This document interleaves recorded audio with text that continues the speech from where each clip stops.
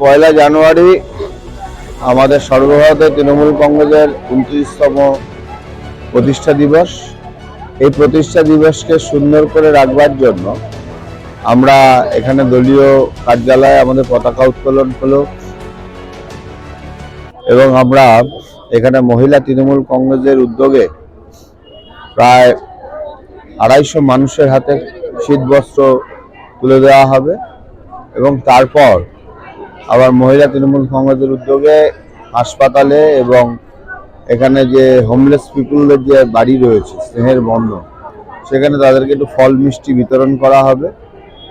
এইভাবেই আজকে আমরা সারাটা দিন আমরা এবং আমাদের প্রত্যেকটা ওয়ার্ডে দলীয় পতাকা উত্তোলন, বয়স্ক মানুষদেরকে সম্মাননা জ্ঞাপন এর মধ্যে দিয়ে আমরা আজকের দিনটিকে পালন করি। পার্টির প্রতিষ্ঠা দিবস নিশ্চিতভাবে বছরের প্রথম দিন সবাইকে শুভেচ্ছা জানাবো, সারা বছর যাতে ভালো থাকে। কিন্তু পার্টির প্রতিষ্ঠা দিবসে আমি পার্টির সকল কর্মীকে বলবো যে মানুষের পাশে থাকতে এবং মমতা বন্দ্যোপাধ্যায় সরকার 3বার চালিয়ে যেভাবে তিনি উন্নয়ন পৌঁছে দিয়েছেন ঘরে ঘরে প্রতিটি মানুষকে, সেটাও মানুষের কাছে পৌঁছে দিন।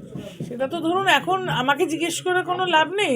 নতুন ছাত্র পরিষদের জেলা সভাপতি হয়েছে সোমপাল, হয়ে উদ্যোগ নিয়ে সে একটা অফিস তৈরি করেছে, তাকে ধন্যবাদ।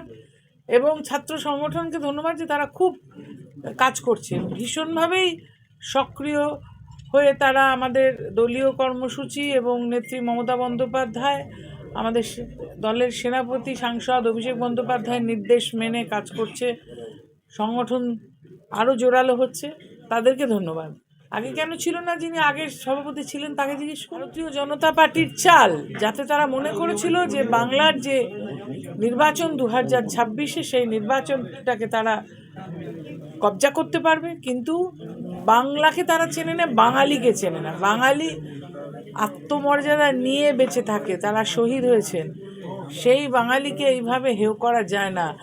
আজকে 80-90 বছরের বৃদ্ধ বৃদ্ধারা কোথাও ক্রাশ নিয়ে কোথাও অ্যাম্বুলেন্সে করে গিয়ে হাজির হচ্ছে, নাম কাটতে দেবো না, আমার নাম তোলো, হিয়ারিংয়ে হাজির হচ্ছে। এটা অন্য কোনো রাজ্যে হয়নি। কিন্তু অনেক আগে থেকেই নেত্রী মমতা বন্দ্যোপাধ্যায় সাবধান করে দিয়েছিলেন যে এরকমভাবে কিন্তু এরা আমাদেরকে নামটা বাদ দেওয়ার চেষ্টা করবে, গণতান্ত্রিক ভোটাধিকার কেড়ে নেওয়ার চেষ্টা করবে বাংলার মানুষের, সেটা বাংলা হতে দেবে না। বারবার না, রাজ্যে প্রধানমন্ত্রী না, দেশের প্রধানমন্ত্রী, দেশের সব রাজ্যে তার যাওয়ার কথা, কাজ করার কথা। তিনি বিদেশে অনেক বেশিবার গেছেন, এই রাজ্যে যত এসছেন, কেননা তার বেড়ানোর স্বভাব, সেই জন্য তিনি বেরিয়ে বেড়াচ্ছেন। কিন্তু নির্বাচনের আগেই দেখা যায়, তার আগে অন্য সময় দেখা যায়। উনি বেরিয়ে বেড়ান তো, অন্য অন্য জায়গায় যান না, বেড়াতে যান। কোটি কোটি, মানে কোটি কোটি না, 1000 কোটি খরচা করে তিনি সারা পৃথিবী ঘুরে বেড়াচ্ছেন। সুতরাং তার বেড়ানোর স্বভাব, তিনি বেড়াচ্ছেন।